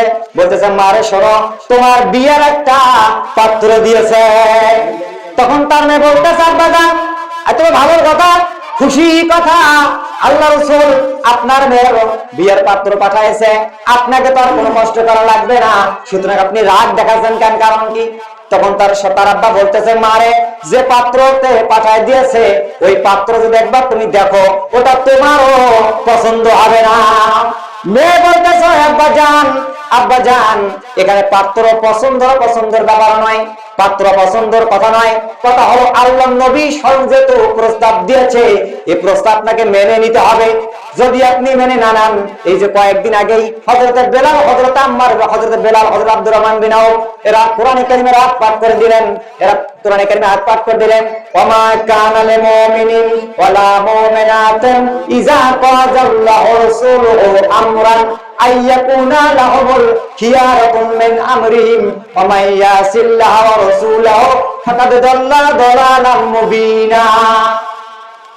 আল্লাহ রাসূল এই আয়াত যখন পাঠ করলেন, এই মেয়ে দিয়ে তাকে তার মেয়ে বলছেন যে আবার শোনো, যে আল্লাহ পাক বলতেছে যে ব্যক্তি মুমিন পুরুষ এবং মুমিন মহিলা নারী আল্লাহ পাকের অর্ডার, নবীজির অর্ডার সন্তুষ্টি চিত্তে মেনে নেয় না, এটা হুকুম মানবে না, তারা কি হয়ে যাবে? ফাঁকাতে আল্লাহ মুবিনা, সে পথভ্রষ্ট হয়ে যাবে। আব্বাজান, সুতরাং শোনো, যেহেতু নবী পাঠাই দিয়েছে, আপনি যদি মুমিনগিরি টিকাইতে চান, মুমিন অবস্থায় মৃত্যুবরণ করতে চান, আপনাকে এই প্রস্তাব নিতেই হবে। শেষ পর্যন্ত মেয়ে তার বাবাকে জ্ঞান দেওয়ার মাধ্যমে ওই মেয়ে পাত্র দেখিল না, ওই মেয়ে চেহারা দেখিল না, ওই মেয়ে ছবি দেখিল না, ওই মেয়ে কি করলেন? আল্লাহ রসুলের প্রস্তাবটাকে প্রাধান্য দিয়ে বিয়ে হয়ে গেল। বলেন সুবহানাল্লাহ। তাহলে আমি আপনি কেন ভাই যে কোরআন পড়তে পারবো না? এর জন্য মুসলমান দাবি করে আপনাকে কি করতে হবে? কোরআন পড়তে হবে, শিখতে হবে। আপনি কোরআন পড়তে পারেন না, আপনি কোরআন পড়তে কেন? এই কথাটা তো লজ্জার কথা। মুসলমান মুমিন দাবি করলে কোরআন পড়তে হবেই, জরুরি। আপনি আজকে সিদ্ধান্ত নেবেন। আর সেই কোরআনী প্রতিষ্ঠান, এই যে আমাদের খায়রুল সারেকানের প্রতিষ্ঠান, আমি গতকাল বলেছি, অনেক ওলামা ইকরাম বলেছে, আমার ভাইরা বলেছে যে এখানে যদি আপনি 10 টাকা 20 টাকা 10 টাকা সিমেন্ট যাও, আমি চাচ্ছি না যে আজকে আপনারা দেন, মানে যেখানে দিবেন শুক্রবার আগেরই মনে দেওয়া হবে, শুক্রবার আগেরই মনে যাবে, সময় দিব, ওই দিন ইনশাআল্লাহ আপনারা মন ভরে দান করবেন, মন ভরে দান করবেন, আল্লাহ পাক আপনার দান কবুল করবে। এই জন্য কি করবেন? আপনি কোরআন পড়তে পারেন না, এই জায়গায় শরীক হয়ে যাবেন, এই জায়গায় আপনি দিয়ে দেবেন, এখানে হাফেজ তৈরি হয়ে যাবে। এই হাফেজ যতটুকু পড়বে, এই যা সব আপনি কি করবেন? আপনি পাইতেই থাকবেন। মেয়ে হাফেজা তৈরি হয়ে যাবে। এই জন্য একটা হাফেজ 10 জনকে জান্নাতে নিয়ে যাওয়ার এরকম হাদিসে আসছে। এই জন্য মা সাথী খালারা, আপনারা খুব আকুল আবেদন আপনাদের কাছে আমার এক পর্যন্ত যে আপনি কোরআন পড়বেন, কোরআন পড়ার চেষ্টা করতেই থাকবেন। 6 তলা ফাউন্ডেশন দিয়েছে এখানে স্থায়ী মাদ্রাসার জন্য। এর জন্য আপনারা কি করবেন? এটা দিয়ে দেবেন। আর আপনাদের জন্যই তো আমরা যদি ইসলামের মধ্যে এরকম না দেই, না এগিয়ে যাই, আমরা কিভাবে যাব? দেখেন, আর সবচেয়ে আপনাদেরকে মহিলারা, মা সাজি খালারা, আপনারা কি করবেন? সবচেয়ে একটু ধৈর্য ধারণ করবেন। এই যে মহিলাদের কিন্তু অধৈর্য, মহিলাদের একটা কি গুণ আছে? মহিলাদের একটা গুণ আছে কি মা? শোনেন, যখন যদি কোনো স্বামী বলে, বাজার থেকে এসে বলে যে ও ফল্লার মা, শুনতো কি যে এই মুহূর্তে টপ করে যা, তো অমুক জন আমাকে বললো হয় এইটা করে টপ করে যা, তখন আপনারা করবেন কি? মোর সময় নাই, নি পারি না যাওয়ার, মানে যেটা জানার আগে দিবে তখন আর যায় না। আর যদি খালি যে বলেন যে শুনতো এদিকে কি যদি শুনে এরকম শুনলাম ওই বাজারে, এটা খবরদার কারো করি না, মান সম্মান সব শেখা দেবে, ওই সর্বপ্রথম ওইটা রোজা করবি, ঠিক কিনা? এর জন্য মহিলাদের খাস রয়েছে মা, যে যেটা নিষেধ আপনারা সেটা যা করেন, আর যেটা অর্ডার করা হয় সেটা আপনারা করেন না। এজন্য কি করতে হবে? আপনাদেরকে এই জিনিসটা করতে হবে, ধৈর্য ধারণ করতে হবে, আর সবর ইফতার করতে হবে। আপনাদের এই ধৈর্য নাই না, এই জন্য মহিলাদের কথায় কথায় মুখের মধ্যে যে আল্লাহ রাসূল কি বলে আপনার ইবদাল ময়দানে বক্তব্য দিয়েছেন, ইয়া মাশারান নিসা তাসাদদাকনা ফাইন্না ওয়ালিদুকুন আলা নারী সমাজ কত সপ্তাহ বলছিলাম যে আমি যখন জান্নাত জাহান্নাম, আমার আগে একটু আগে আলোচনা করলেন ভাই মোনায়েম, যে জান্নাত জাহান্নামের মধ্যে অধিকাংশ কাকে দেখা হয়েছে? মহিলাকে দেখা হয়েছে। আমার মায়েরা, এখানে আরেকটা হাদিস শুনাই, আমার মা সাদি খাওয়া শুনেন। নবীজি সাল্লাল্লাহু আলাইহি সাল্লামের একজন সাহাবী আবু তালহা রাদিয়াল্লাহু তাআলা এর স্ত্রীর নাম ছিল উম্মে সুলাইম। উম্মে সুলাইম কেমন দেখেন, তার তিনি কেমন ধৈর্যশীল মহিলা। উম্মে সুলাইমের একটা সন্তান ছিলেন, সন্তানটাকে খুব মহব্বত করতেন, ভালোবাসতেন। এরকম করে হঠাৎ করে একদিন উম্মে সুলাইমের সন্তান কি করলেন? অসুস্থ হয়ে গেলেন। যখন অসুস্থ হয়ে গেলেন, তখন কি করলেন? অসুস্থ সন্তানকে রেখে তার বাবা বাইরে গেলেন বাণিজ্যের উদ্দেশ্যে। যখন বাইরে গেলেন, বাড়ি থেকে আসলেন, আসার পর বাসা আসার আগে তার সন্তানটা মারা গিয়েছে, ইন্তেকাল যখন হয়ে গেছে, উম্মে সুলাইম তার পাড়া প্রতিবেশী সমস্ত মহিলাকে বললেন, তোমরা খবরদার, আমার স্বামী যখন বাড়িতে প্রবেশ করবে তোমরা এই মৃত্যুর সংবাদটা দিবে না, কারণ সে হাউ খেয়ে যাবে। তখন উম্মে সুলাইম কি করলেন? ওই সন্তানকে একটা পুটরির মধ্যে, কোণের মধ্যে একটা কাপড় দিয়ে একটা চট লাগিয়ে ঢাকায় দিলেন, লাশটাকে ঢেকে দিলেন। দেওয়ার পর বাড়িতে যখন উম্মে সুলাইমের স্বামী প্রবেশ করলেন, প্রবেশ করার পরে সালাম বিনিময় হয়ে গেল। বলার পর বলতেছে, কেমন আছে ভাই? ভালো আছি। আমার সন্তান কেমন আছে? ভাই ভালো আছি, আলহামদুলিল্লাহ। এরকম করে ভালো মন্দ জিজ্ঞাসা করলেন। করার পর রাত্রে খাওয়া দাওয়া করলেন। রাত্রি যাপন করলেন, দুই স্বামী মেলামেশা হয়ে গেল। এরপর পরের দিন সকালবেলা উম্মে সুলাইম বলতেছে, ও স্বামী, তোমাকে একটা আমি কথা বলবো। স্বামী বলতেছে কি কথা, যে কথা হচ্ছে যদি কোন একটা মালিক, যদি কোন মালিক কোন মহাজন কোন একটা আমানতের মাল যদি দিয়ে দেয় আর টাইম অনুযায়ী যদি আমানতের মালটা নিয়ে নেয়, তা ওই লোকটা কি কোনো অপরাধ হবে? তখন উম্মে সুলাইমের স্বামী বলতেছে না, অপরাধ হবে না, যেহেতু যে মাল দিয়েছে সে মালটা তো তা নিয়ে গিয়েছে। উম্মে সুলাইম বলতেছেন, ও প্রিয়তমা, ঠিক অনুরূপ ভাবে আজকে আমারও যে সন্তানটা আল্লাহ পাক আমাকে আমানত দিয়েছে, ওই সন্তান আমানত আল্লাহ রাব্বুল আলামিন নিয়েছে, বলেন সুবহানাল্লাহ। এজন্য যাও তড়িৎ গতিতে তাকে তুমি জানাজা এবং দাফন করে নিয়ে নাও। এরপর দাফন করলেন, করার পরে নবীজির দরবারে গিয়ে বলতেছে, ইয়া রাসূলুল্লাহ, ইয়া হাবিবাল্লাহ, আজকে একটা এরকম রাতের মধ্যে দৃশ্য হয়েছে, সুতরাং আমার সন্তান তো দুনিয়া থেকে চলে গেছে, আমার স্ত্রী আমাকে বলে নাই। দেখেন ধৈর্য কত বড়। আল্লাহ রাসূল বলছেন, ও উম্মে সালামের স্বামী আবু তালহা, আমি তোমাকে দোয়া করলাম, এই দোয়ার বদলে আল্লাহ পাক তাকে 7 জন আরো সন্তান দিয়েছে, বলেন সুবহানাল্লাহ। দেখেন এই জায়গায় এইরকম ধৈর্য করতে হবে না। এই জন্য একটু বুঝে সুঝে চলতে হবে, যে মহিলা মানুষেরা যে খাস করে এই যে মাহফিলটা হয়েছে আমাদের সাহায্য দিয়েছে, এখান থেকে শিক্ষা অর্জন করতে হবে, এই জ্ঞান অনুযায়ী চলতে হবে। যদি এইরকম যদি আমরা না চলি না ফিরি, তাহলে কি হবে? এরকম সমস্যা আসবে। আর ওই যে গত সপ্তাহে আমি যে বলে গিয়েছিলাম যে ওই যে মহিলা মানুষের ব্যাপারে, তো যাক ইনশাল্লাহ আজকে হাদিসের গাড়ি নিয়ে এসেছি, যে আপনাকে তো যাক ইনশাল্লাহ ঈদের নামাজ আপনারা জামাতে আদায় করবেন, এবং মসজিদে যদি আপনি আসতে চাবেন স্বামী তারাবি, আর স্বামীর কাছে যদি অনুমতি চায় স্বামীকে অনুমতি দিতে হবে, হাদিসে আছে। আর যে মহিলা অনবরত আসে ওই মহিলাকে স্বামী বাধা করতে পারবে না, যদি সে নিজ ইচ্ছা না আসে হযরত ওমর হাদিসে যে তার ঘরে পড়াই বেশি উত্তম। আচ্ছা, এই জন্য আল্লাহ রাসূল বলছে এখানে যে এরকম করে বলছেন আল্লাহ রাসূল, যা আন আবি হুরায়রা আন ইবনে ওমর আন্নান নবী সাল্লাল্লাহু আলাইহি ওয়াসাল্লাম ইজা ইস্তাযানাত উমরা আহাদুকুম ইলা মাসাজিদে ফালা ইয়ামনা। যে আল্লাহ রাসূল বলছেন যে স্ত্রী যদি তোমাদের মসজিদে যাওয়ার অনুমতি প্রার্থনা করে, সে যেন তাকে নিষেধ না করে, বুখারী মুসলিম। এরকম করে অনেকগুলো হাদিস আছে। তো যা ইনশাআল্লাহ আপনার তারাবি নামাজের কয়দিন আছে আপনারা এখানে পড়বেন। আর ঈদগাহের ব্যাপারে আল্লাহ রাসূল একটা কঠোর হাদিস দিয়েছেন।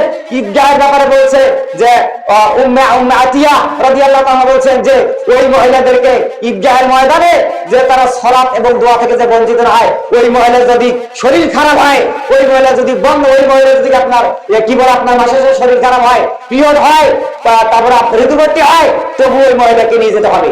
এরকম করে বলা হয়েছে। আর তোমরা কি করবা? তোমরা লম্বা তোমরা ওষার পোশাক চাদর নিয়ে যাবে। একজন মহিলা স্বামী বলতেছে, ইয়া রাসূলুল্লাহ, ইয়া হাবিবাল্লাহ, আমার তো ওই রকম লম্বা দীর্ঘ কোনো চাদর নাই, আমি তাহলে কি করব? আমার তো জীর্ণ শীর্ণ চাদর। আল্লাহ রাসূল বলতেছেন, তোমাদের মধ্যে কেউ যদি বান্ধবী থাকে, নরম থাকে, ভাবি থাকে, বোন থাকে, খালাতো বোন থাকে, ওইরকম তাদের চাদরের মধ্যে তোমরা জায়গা করে নেবে, বলেন সুবহানাল্লাহ। এটা নির্দেশ। এজন্য আপনি কি করবেন? মহান সাহেবের যাবেন, মহান সাহেবের না যাবেন না, এই নিয়ে বিভ্রান্ত করার কোনো প্রয়োজন নাই। সম্মানিত উপস্থিতি, এই জন্য বুখারী মুসলিম, এই জন্য কি করতে হবে? আমাকে আপনাদেরকে যে আল্লাহ রাসূল আর কাজী বলছে, আর ইবনে ওমর আল্লাহ রাসূলুল্লাহ সাল্লাল্লাহু আলাইহি ওয়াসাল্লাম লা তাসমাউ লা তামনাসাউ নিসাআকুম মাসাজিদা ওয়া বুয়ুতুহুন্না খায়রুল লাহুন্না। যে বলতেছে যে ব্যক্তি একমাত্র ওই মসজিদে যায়, তারা নামাজ পড়ার জন্য বাধা দিও না, কিন্তু তাদের মধ্যে ঘরে কি? ঘরে উত্তম। এরপর আরেক হাদিসে আছে যে মহিলারা ঘরে যাবে, কিন্তু তারা যেন সুগন্ধ খুশবু ব্যবহার না করে। মসজিদে যাবেন, ঈদগাহে যাবেন, কিন্তু আপনাকে সুগন্ধ খুশবু ব্যবহার করা যাবে না, এগুলো নিষেধ। এইগুলো মেনে আপনি যাবেন না। এর জন্য খুব ইসলাম তো আল্লাহ পাক কি করছে? ইসলাম তো জটিল নয়। ইসলাম আল্লাহ পাক যা পাক করেছিলাম, ইসলাম আল্লাহ পাক কি করেছেন? সহজ সরল করে দিয়েছেন, যেটাই সহজ। পর্দা সহকারে যে বললাম কোরআনটা কিভাবে আসছে, শেষ পর্যায়ে কোরআনকে জিজ্ঞাসা করা যে কোরআন তুমি রাতে না এসে দিনে আসতে পারলে না কেন? তোর কোরআন কি জবাব দিয়েছে? ও জাআলনা নাওমাকুম সুবাতা ও জাআলনা লাইলা লিবাসা, যে রাত আল্লাহ পাক কি দিয়েছে? দিনের আবরণ, পর্দা। এই জন্য আমাকে কি করতে হবে? কোরআন পর্দা ভাবে দুই রাতের মধ্যে আসছে। আমরা মা আর বলছিলাম যে মা সমস্ত আমাদের যে আলেম ডিপার্টমেন্টের ভাইগুলা শুরু থেকে আজ পর্যন্ত যে কথাবার্তা বলছে, সমস্ত আলেমরাই বলছে মা যে দানের ব্যাপারে যে যা পারবেন, আমি এখানে চাচ্ছি না, যে যা পারবেন ওখানে ইয়ে আছে না, ওইখানে আগে যা যা দিয়ে দিবে আর আখিরি মুনাজাত দিয়ে দিবেন। মা আজকে আমি চাচ্ছি না, ওই দিন আপনারা সবাই একজন আরেকজন কাকে নিয়ে আসবেন, কেউ শৃঙ্খল করবেন না, একজন আরেকজন মা চাচি খালাকে নিয়ে আসবেন, বোনকে নিয়ে আসবেন, ননদকে নিয়ে আসবেন, ভাতিজিকে নিয়ে আসবেন, বউগুলো নিয়ে আসবেন, নাতনিকে নিয়ে আসবেন, এদের শুনবে, ওটা আমাদের আখিরি মুনাজাত হবে ইনশাআল্লাহ। আর সমাপনী দিবসের দিন ইনশাআল্লাহ আমি থাকার চেষ্টা করব, আর ওইটা থাকবে ইনশাআল্লাহ। আর সমাপনী দিবস 9টা থেকে 11:30, কারণ মা যদি খেলা দিনে ওইটা আমাদের জুমা আছে, সমস্ত আলেমেরই জুমা আছে, এই জুমা দ্বারা ধপধপ হয়ে যায়। যাক, তারপরে স্যার যদি সময় নেয় করেই ফেলছে, আমরা মেনটেন করার চেষ্টা করব 9টা থেকে শুরু করে। এর জন্য আমরা কি করব, যে কোরআন অনুযায়ী জীবন গড়বো, কোরআন অনুযায়ী জীবন চালাবো। এটা যদি আমরা করতে পারি, আল্লাহ সুবহানাহু ওয়া তাআলা আমাদের জান্নাত দেবে। কথা বলতে এখন এর জন্য এখন আপনি জানেন মাঝারি খেলার আসলে মা ওই যে বাচ্চা ছেলে যদি থাকে, এখন কিন্তু দোয়া হবে, মা মনে হবে, আপনারা একটু হাত তুলে দোয়া করবেন, সবাই একটু হাত তুলে আমরা আল্লাহর কাছে চাবো। ওই যে একটু আগে বললাম যে আল্লাহ রাসূল বলেছেন তাআলা, যে ব্যক্তি হাত তুলে চায় আর যে ব্যক্তি কোরআন নিয়ে গবেষণা করে, স্টাডি করে, তো কোরআন পড়াকে বেশি করে আল্লাহ পাক দিয়ে দেন নাই চাইতে। এখন আমরা আল্লাহর কাছে চাবো, আল্লাহর কাছে চাওয়ার জন্য একটা আগ্রহের সাথে চাইতে হবে, কারণ আল্লাহর কাছে না চাইলে আল্লাহ, মানুষ যদি আমরা মানুষের কাছে চাই তাহলে মানুষ বেদার হয়ে যায়, আর আল্লাহর কাছে আমরা যদি না চাই তাহলে আল্লাহ বেদার হয়ে যায়। डॉक्टर इकबाल বলেছেন, हर हमेशा देने को तैयार है जो न मांगे उससे बेजार है। ডক্টর ইকবাল বলছেন, যে ব্যক্তি আল্লাহর কাছে চায় আল্লাহ তার উপর সন্তুষ্ট হয়ে যায়, যে আল্লাহর কাছে চায় না আল্লাহ তার উপর নারাজ হয়ে যায়। সুতরাং চাওয়াটাই জরুরি। এখন আমরা হাত তুলে আল্লাহর কাছে চাবো, সবাই চাওয়াটা অংশগ্রহণ করবো, বলেন সুবহানাল্লাহ। যতটুকু আমি কথাবার্তা বলছি না, এই কথাবার্তার উপর ভিত্তি স্থাপন করে, আর এমনি খুব রোজা থাকা শরীর তো খুব কষ্ট হচ্ছে, আমি আমার জীবনে এরকম রোজার মাসে বাস করিনি, এই জন্য জুমার খুদ্া দিতে তো একটা খুব কষ্ট হয়। এজন্য আপনারা আমাদের দোয়া রাখবেন, আমার কণ্ঠটা আল্লাহ ভালো রাখে, আমরা আপনাদের দোয়া রাখবো। হাদিসের মধ্যে আসছে, যখন আপনি অন্যের জন্য দোয়া করবেন তখন আপনার নিজের দোয়া রাখবে কবুল, সুবহানাল্লাহ। এজন্য এখন আমরা কি করবো, মুনাজাত করবো, আপনারা সবাই হাত তোলেন, আল্লাহুম্মা আমিন। ربنا ظلمنا انفسنا ان لم تغفر لنا وترحمنا لنكونن من الخاسرين ربنا اننا سمعنا مناديا ينادي للايمان ان امنوا بربكم فآمنا اللهم لا سهل الا ما جعلته سهلا وانت تجعل الحزن اذا شئت سهلا اللهم صل على محمد وعلى محمد كما صليت على ابراهيم وعلى ال ابراهيم انك حميد مجيد اللهم بارك على محمد وعلى محمد كما باركت على ابراهيم وعلى ال ابراهيم انك حميد مجيد اللهم اني اسالك بان اشهد انك انت الله لا اله الا انت احد الصمد الذي لم يلد ولم يولد ولم يكن له كفوا احد। আল্লাহ তাআলা আজকে প্রায় যাবত 6 দিন পার হয়ে গেল, কোরআনে কারীম থেকে বক্তব্য দিলাম, হাদিস থেকে বক্তব্য দিলাম, যে সমস্ত আলেম ডিপার্টমেন্টের ভাইরা বক্তব্য দিয়েছে, আল্লাহ তুমি আলোচনাকে কোন লক্ষ কোটি গুণ বৃদ্ধি করে নবী পাকের রওজা মোবারকে পৌঁছে দাও। আল্লাহ তাআলা तमाम পৃথিবীর সমস্ত মুসলমান নর নারীকে এখানে এরকম কোরআন হাদিসের কথাবার্তা শুনে তাদের জীবন পরিচালনা করার তৌফিক দিয়ে দাও। আল্লাহ তাআলা সুন্দরভাবে যে কয়টা আর মাত্র রোজা আছে, রোজাগুলো পাবো, সিয়াম পাবো, এই রোজাগুলো রাখা তুমি তৌফিক দিয়ে দাও। আল্লাহ তাআলা এরপরে যে বাকি আরো 6টা মাসের রোজা আছে রমজানের পরে, ওই 6 রোজা রাখা তুমি তৌফিক দিয়ে দাও। আল্লাহ তাআলা গুনাহের বোঝা মাথায় করে নিয়ে এসেছি, আমার গুনাহের দিকে তাকাইও না, ছোট ছোট হাত দুটোর দিকে তাকাইয়া জিন্দেগীর গুনাহ খাতাগুলো তুমি মাফ করে দিয়ে দাও। আল্লাহ তাআলা কায় কি সমস্যা আছে আল্লাহ গো জানি না, বাড়ি খুলির সামনে কবরস্থান, এই কবরস্থানের খবরে মানুষ খবর নেওয়া যায় না। আল্লাহ তাআলা বাড়ি থেকে লন্ডন, আমেরিকা, জাপান, কুয়েত যত পৃথিবীর সমস্ত মুসলমানরা কষ্টে আছে, ওই যে ইরাক এবং আফগানিস্তানের মধ্যে যে হামলা চলছে, আল্লাহ এগুলো খবর আমরা ইন্টারনেটের মাধ্যমে পেয়েছি। আল্লাহ তাআলা মোবাইলের মধ্যে পাচ্ছি, ইন্টারনেটের মধ্যে পাচ্ছি, টিভিতে দেখতেছি, টেলিভিশনে দেখতেছি, আল্লাহ গো কিন্তু বাড়ির খুলিতে কবরস্থান আমার বাবা চলে গেছে, কারো বাবা নাই, কারো মা নাই, কারো ভাই নাই, খালু নাই, চাচা নাই। আল্লাহ গো এরা কি অবস্থা আছে না আছে একমাত্র আল্লাহ তুমি ভালো জানো। আল্লাহ তাআলা এই মাহ রমজান মাসের উপলক্ষে যে আলোচনা আয়োজন করা হয়েছে, এই আলোচনার রাসূল আল্লাহ তাকে তুমি কবরের মুর্দারগুলোকে জান্নাতে রাখা তুমি তৌফিক দিয়ে দাও। আল্লাহ তাআলা সকল প্রকার সমস্যার সমাধান করা তুমি তৌফিক দিয়ে দাও। আল্লাহুম্মা হাবিবি ইলানাল ঈমান ওয়া যায়্যিরহু ফি কুলুবিনা ওয়া কারর ইলানাল কুফুর ওয়াল ফুসুক ওয়াল ইসয়ান ওয়া জাআলনা মিনার রাশিদিন। আল্লাহ তাআলা আমরা খুব সমস্যার মধ্যে আছি, আল্লাহ যে সমস্ত ভাইরা, যে সমস্ত মা বাবা খালারা বেটি বড় হয়েছে, আল্লাহ বিয়ের সমস্যা তাদের বিয়ের সমাধান করে দিয়ে দেন। আল্লাহ তাআলা যারা পরীক্ষা দিবে আল্লাহ যাদের বাচ্চা খাস করে বাচ্চা বিশেষ তো হয় না আল্লাহ এখানে আমাদের মধ্যে এখানে একটা কুফরি এবং শিরিক আছে আল্লাহ তাআলা এই অত্র এলাকার মধ্যে বলে মাসাজি খালারা প্রতি বছরের মধ্যে যে জয়পুর মাদ্রাসায় মাহফিল হয় অনেক বড় ওখানকার পানি খেলে সন্তান হয় না আউযুবিল্লাহ আল্লাহ তাআলা ওই জায়গার পানি পান করা যদি এরকম করে আল্লাহ এরকম তুমি থাকার তুমি তৌফিক দিয়ে দাও আল্লাহ তাআলা ওইটা কখনো তুমি কবুল করো না মাসাজি খালারা খবরদার ওই রকম লোক করে পানি পান করবেন না কারণ ওটা সাধারণ পানি যদি সন্তান আপনাকে আল্লাহ দেয় আপনি লন্ডন যান আমেরিকা যান কুয়েত যান আপনি ওইখানকার পানি খান কোনোই খাওয়া লাগবে না আল্লাহ দিলেই এমনিতেই হয়ে যাবে কারণ আল্লাহ রাব্বুল আলামিন ছাড়া এটা কেউ দিতে পারে না তাবারাকাল্লাযী বিয়াদিল মুলক গোটা পৃথিবীর রাজত্ব একমাত্র আল্লাহর হাতে এজন্য আল্লাহর কাছে চাইতে হবে আল্লাহর কাছে যাবেন আল্লাহ হযরত ইব্রাহিম আলাইহিস সালামের 80 বছর বয়সে আল্লাহ পাক সন্তান দিয়েছে আপনার যে 80 বছর হয় 60-70 বছর হয় কেন আপনি সন্তান পাবেন না কিন্তু সন্তান পাইতে গেলে সন্তান নিতে গেলে আপনাকে চাওয়া লাগবে কার কাছে আল্লাহর কাছে যাওয়া লাগবে এই জন্য মা যদি খানা আপনাদের কাছে আকুল আবেদন আল্লাহ তাআলা তুমি দোয়া কি কবুল এবং মঞ্জুর করে নিয়ে নাও যে সমস্ত মা যদি খালাদের বিয়ে হয়েছে সন্তান হয় না বা কোনো সমস্যা আছে শরীরের সমস্যা বুক ব্যথা পেট ব্যথা বিভিন্ন সমস্যা আল্লাহ এরকম আল্লাহ রাসূল অসংখ্য এরকম করে বলেছে আল্লাহ রাসূল বলেছেন হযরত ওসমান রাদিয়াল্লাহু তাআলা আনহু থেকে বর্ণনা করেছেন একবার হযরত ওসমান রাদিয়াল্লাহু তাআলার বুকের মধ্যে ব্যথা আল্লাহ রাসূলের কাছে গিয়ে বললেন ইয়া রাসূলুল্লাহ আমার বুকের মধ্যে ব্যথা তখন আল্লাহ রাসূল বলেছেন ওসমান তোমার হাতের সাজদা আঙ্গুলটা ওই জায়গার মধ্যে দিয়ে বলো আউযু বিসমিল্লাহ বিসমিল্লাহ বিসমিল্লাহ তিনবার বলবে বরাবর বলবে আউযু বিল্লাহি কুদরতি আউযু বিল্লাহি কুদরতি মিন শাররি মা ওয়াহাদারু আউযু বিল্লাহি কুদরতি মিন শাররি মা ওয়াহাদারু আসআলুল আযীম রাব্বাল আরশাদ মান ইয়াশফিকা আসআলুল আযীম রাব্বাল আরশাদ মান ইয়াশফিকা আল্লাহুম্মা আযহিবিল বাসার বিন নাস ওয়াশফিন তাশফিলা শিফাউকা শিফা লা ইয়াকুদুর সাকামা